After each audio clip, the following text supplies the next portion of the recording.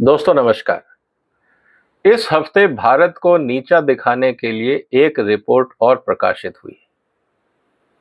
ये सिलसिला हर साल होता है। इस तरह की करीब 30 रिपोर्ट दुनिया में पब्लिश होती हैं, 30 से 32 रिपोर्ट। और उसमें किसी भी डेवलपिंग कंट्रीज को, अगर मैं ये कहूं कि वेस्टर्न कंट्रीज को छोड़ के किसी भी कंट्रीज की तारीफ नहीं की जाती।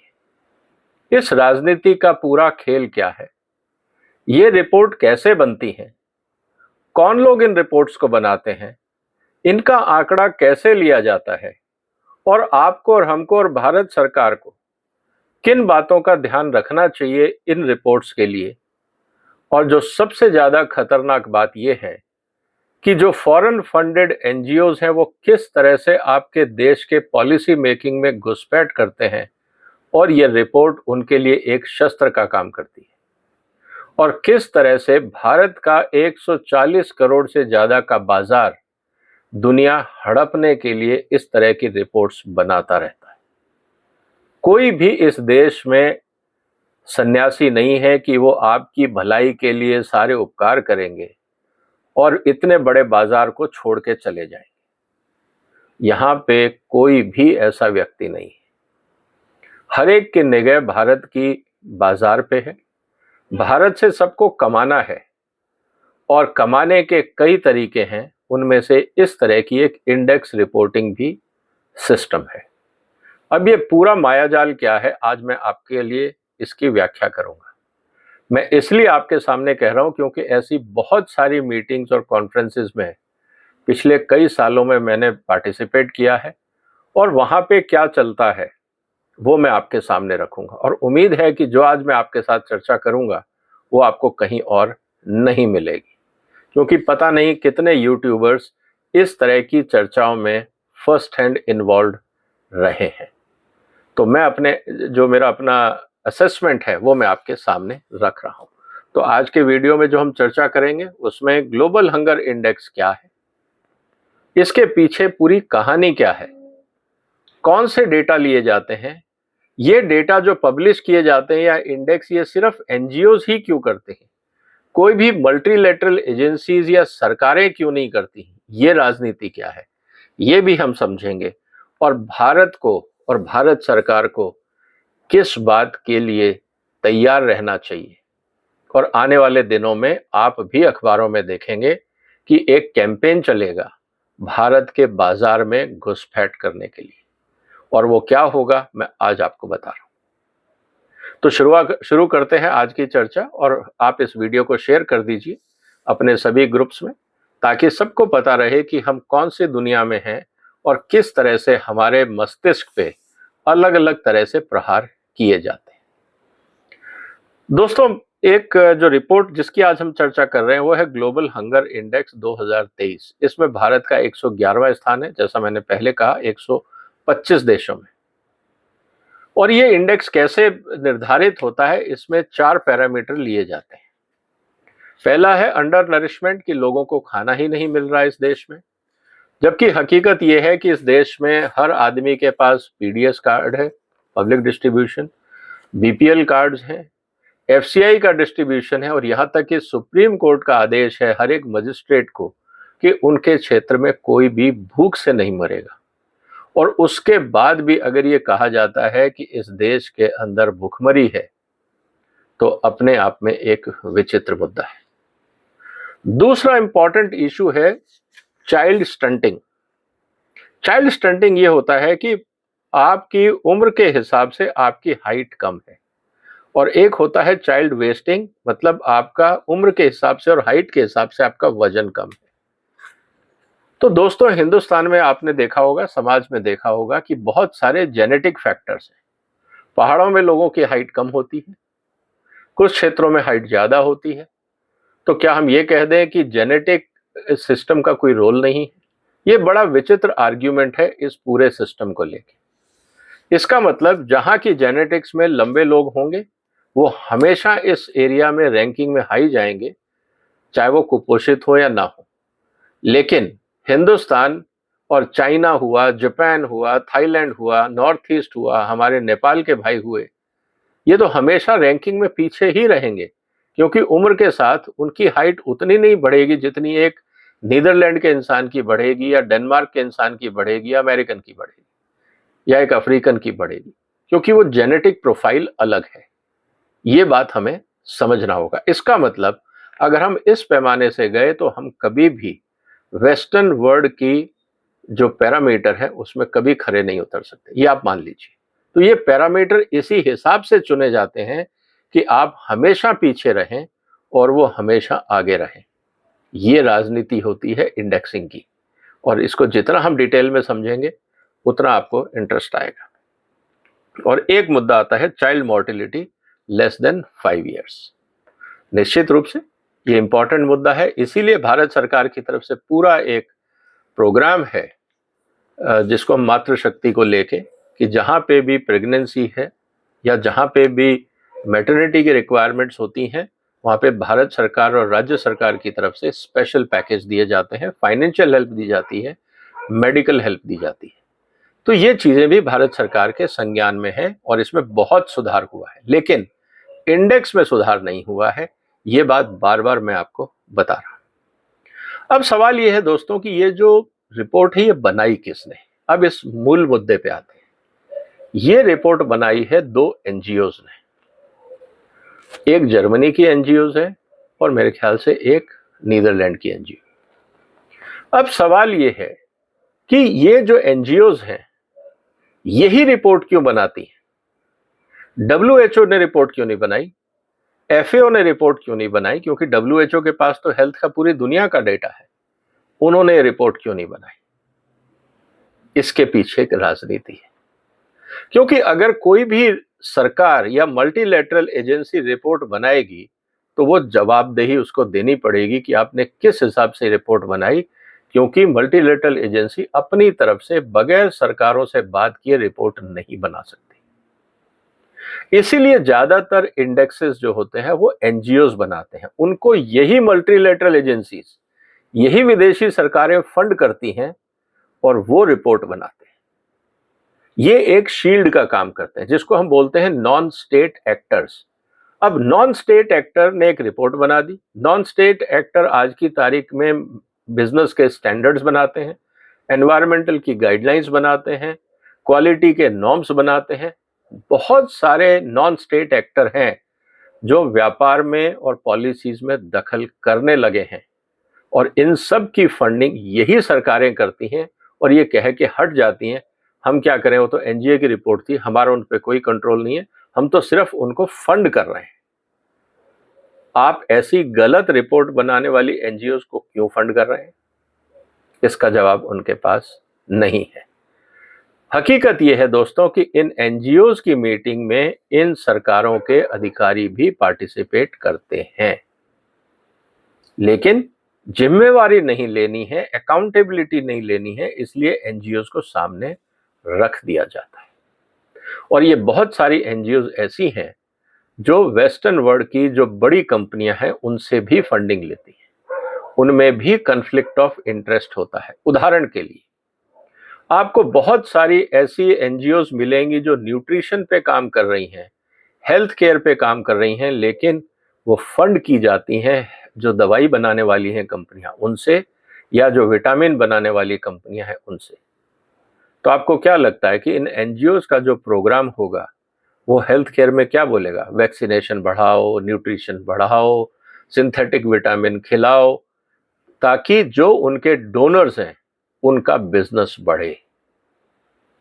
ये लिंक आपको समझना जरूरी है कि इस पूरी कार्रवाई के पीछे एक बहुत सीरियस कन्फ्लिक्ट ऑफ इंटरेस्ट भी है। ये बात हमें समझनी होगी। अब सवाल इस बात का है दोस्तों कि जब ये इतना बड़ा कन्फ्लिक्ट ऑफ इंटरेस्ट है तो फिर ये भारत में कैसे हम इसको समझें। दोस्तों यह समझने के लिए बहुत सीधी सी बात है। मैं आपके सामने एक उदाहरण रखता हूं और मैंने इस पे बहुत लिखा है, और मैंने ही नहीं, स्वदेशी जागरण मंच ने भी इसको बहुत मुद्दे को उठाया था, प्राइम मिनिस्टर ऑफिस में भी लिखा था। एफएसएसएआई ने भारत सरकार में फॉरेन फंडेड एनजीओज के कहने पे, मेरे शब्दों को ध्यान से रखिएगा और ये सारा रिकॉर्ड पे है, भारत सरकार के फूड सेफ्टी अथॉरिटी ने फॉरेन फंडेड एनजीओज के कहने पे हर फूड के अंदर मैंडेटरी सिंथेटिक विटामिन फोर्टिफिकेशन का प्रोग्राम चलाया था। अब आप इस बात को समझिए। और आज ही उनके रिटायर्ड अधिकारी चिट्ठी लिखते हैं कि ये इंडेक्स ठीक नहीं है। आप ही नहीं तो कहा था कि फोर्टिफिकेशन मैंडेटरी होना चाहिए क्योंकि भारत की हालत बहुत खराब है। जब आप सत्ता में थे, इन एनजीओज को आपने अपने डिपार्टमेंट्स में घुसने दिया। उन्होंने आपकी पॉलिसीज के साथ टेम्परिंग करी। उन्होंने हिंदुस्तान को सिंथेटिक विटामिन खाने पे मजबूर किया। उनकी एक भी रिपोर्ट में यह नहीं लिखा था कि आप मिलेट खाएं, सब्जियां खाएं, सब कुछ खाएं, सिंथेटिक विटामिन ना खाएं, नेचुरल सोर्स पे जाएं। कहीं पे भी नेचुरल विटामिन का नाम नहीं है दोस्तों। हमेशा सिंथेटिक फोर्टिफाइड विटामिन पॉलिसी की बात की जाती है। क्यों? क्योंकि सिंथेटिक विटामिन का दुनिया में सबसे बड़ा कार्टेल है। अगर आप मेरी बात पे विश्वास नहीं करते, आप इंटरनेट पे जाइए और टाइप करिए विटामिन कार्टेल, आपके सामने सारी चीजें क्लियर हो जाएंगी। दुनिया में सबसे बड़ा अगर पनिशमेंट किसी कार्टेल को मिला है आज तक, तो वो है विटामिन कार्टेल। इस बात को आपको समझना होगा। तो जहां पे बिलियंस ऑफ डॉलर का खर्चा वो कर रहे हैं, जिसमें बिलियंस ऑफ डॉलर का बिजनेस आता हो, उसमें कुछ मिलियन डॉलर हिंदुस्तान में आके एनजीओज को भारत सरकार के अधिकारियों के साथ मिलके कुछ सेमिनार कॉन्फ्रेंस करनी हो, कुछ फॉरेन ट्रिप्स करने हो, कहीं पे उनको अप्रिशिएट करना हो, कहीं विदेश यात्रा करवानी हो, किसी इंटरनेशनल फोरम में चेयरमैन या इंपॉर्टेंट वीआईपी बना के बुलाना हो, क्या फर्क पड़ता है? ये तो बहुत पुराने खेल है। सवाल ये है कि भारत सरकार इस तरह की फॉरेन फंडेड एनजीओज को अपने मंत्रालयों की पॉलिसी मेकिंग कमेटीज में घुसने की इजाजत क्यों देती है? क्या हमारे जो रिसर्च इंस्टीट्यूशंस हैं, जो हमारे एक्सपर्ट्स हैं, क्या वो इनकॉम्पिटेंट हैं?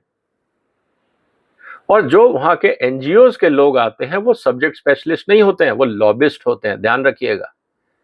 कोई हिस्ट्री का है, कोई इकोनॉमिक्स बैकग्राउंड का है, कोई सिविक्स बैकग्राउंड का है, कोई जर्नलिज्म बैकग्राउंड का है, लेकिन वो टेक्निकल कमेटी में आके बैठते हैं।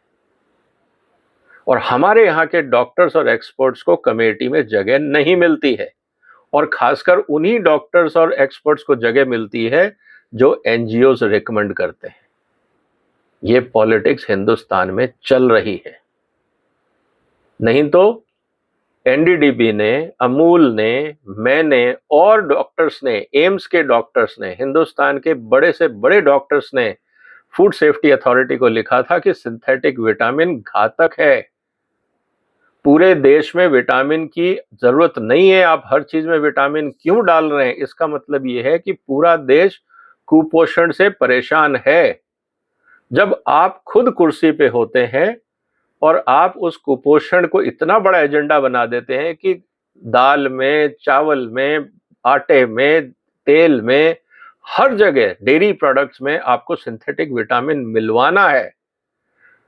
और जब मैंने खुद उन अधिकारी से कहा कि आप ये जो देश की सेहत के साथ खिलवाड़ कर रहे हैं, ये उचित नहीं है, तो उनका एक ही कहना था कि जब तक मैं इस कुर्सी पे हूं, मैं डिसाइड करूंगा कि भारत क्या खाएगा। ये है दोस्तों हकीकत। तो सवाल इस बात का है कि भारत सरकार को इस मुद्दे को सीरियसली लेना होगा, नहीं तो इस तरह की इंडेक्स रिपोर्ट, और खासकर जिस जो हमने आज बात करी है ग्लोबल हंगर इंडेक्स को लेके, जब आपके ही डिपार्टमेंट भारत को कुपोषित घोषित कर रहे हैं और सिंथेटिक विटामिन कार्टेल के चक्कर में आके भारत में हर आदमी को सिंथेटिक विटामिन खाने पे मजबूर करने के लिए पूरे कानून बनाए जा रहे हैं, और विदेशी कंपनी अगर ये लिखती है कि भारत कुपोषण से शिकार है, तो फिर बुरा क्यों लग रहा है? इसीलिए मेरा ये कहना है कि भारत सरकार की जितनी कमेटीज हैं, उनमें जहां जहां पे फॉरेन फंडेड एनजीओज हैं, उनको आपको हटाना होगा अगर आपको ऑनेस्ट पॉलिसी चाहिए, ताकि कार्टेल्स का प्रेशर, वेस्टेड इंटरेस्ट का प्रेशर आप पे ना हो। पहली बात। दूसरा, भारत सरकार में कन्फ्लिक्ट ऑफ इंटरेस्ट के लिए कोई कानून नहीं। जो आदमी आपकी कमेटी में आके बैठ रहा है, पॉलिसी मेकिंग में बैठ रहा है, उसका वेस्टेड इंटरेस्ट क्या है किसी को नहीं पता। वो किसका मुखौटा लगा के बैठा है किसी को नहीं पता।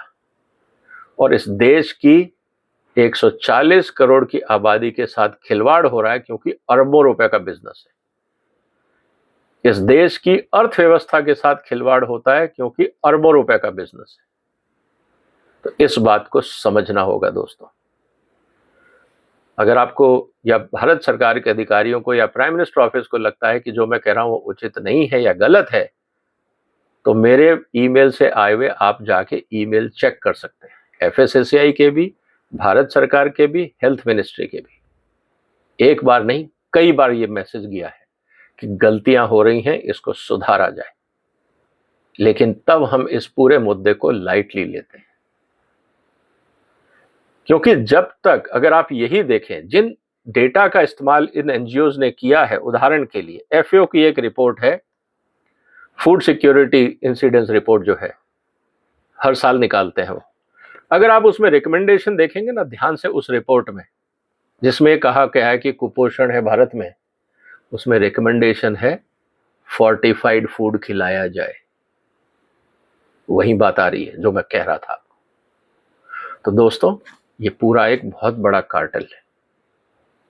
मेरा निवेदन ये है कि हम लोग अच्छा खाएं, साफ खाएं, नेचुरल खाएं, हरी पत्ते की सब्जियां खाएं, नॉर्मल जो इंडियन थाली सिस्टम है। Let me be very clear, Hindustan का जो थाली सिस्टम है, उससे अच्छा बैलेंस डाइट दुनिया में कुछ नहीं है। अगर आपको स्वस्थ रहना है तो आप ये वेस्टर्न कॉन्सेप्ट छोड़ दीजिए, जंक फूड खाना बंद कर दीजिए। चाइनीज, यूरोपियंस, इटलियन महीने में एक आधी बार ठीक है। अगर आपको स्वस्थ रहना है तो हिंदुस्तान की थाली को अपना लीजिए, कभी कुपोषण का शिकार नहीं होंगे। सारे माइक्रो न्यूट्रिएंट, सारी न्यूट्रिशन आपको मिल जाएगी। अगर आपको लगता है कि जो मैं कह रहा हूं उसकी बात में तथ्य नहीं है, आप जब भी नेक्स्ट टाइम खाना खाने बैठे, थाली को सामने रखें और देखें कि उसमें कितना प्रोटीन है, कितना फैट है, कितना फाइबर है, कितने माइक्रो न्यूट्रिएंट है, कितने विटामिन है। अगर हिंदुस्तानी थाली है तो वो कंप्लीट बैलेंस्ड राशन ही होगा। आप अपने घर में कम ज्यादा कर सकते हैं, लेकिन हिंदुस्तान का कॉन्सेप्ट हमेशा कंप्लीट राशन का रहा है, कंप्लीट डाइट का रहा है। कंप्लीट डाइट, आयुर्वेदा और योग। हिंदुस्तान की थाली, आयुर्वेदा और योग, अगर 3 चीजें आपने अपना ली, आप कभी बीमार नहीं पड़े। यह हकीकत है दोस्तों। इस मुद्दे पे हम आने वाले दिनों में और चर्चाएं करेंगे। आपको क्या लगा कि जो मैंने कहा वो सही है या गलत? इसीलिए जब भी आप अंतर्राष्ट्रीय रिपोर्ट्स पढ़ें, थोड़ा सोच समझ के पढ़ें, ये जानने की कोशिश करें कि इसके पीछे खिलाड़ी कौन है, क्योंकि जो दिखता है वो सच नहीं है। इसके पीछे बहुत बड़ी आर्थिक शक्तियां होती हैं, वेस्टेड इंटरेस्ट होते हैं, कॉर्पोरेट इंटरेस्ट होते हैं। फेस वैल्यू पे ना लें। इस वीडियो को शेयर करें, इस चैनल को सब्सक्राइब करें अगर अभी तक नहीं किया है। अपने जो विचार हैं, आपका जो सोच है, वो कमेंट बॉक्स में जरूर रखिए। फिर मुलाकात होगी एक और महत्वपूर्ण मुद्दे के साथ। फिलहाल वंदे मातरम, स्वस्थ रहें।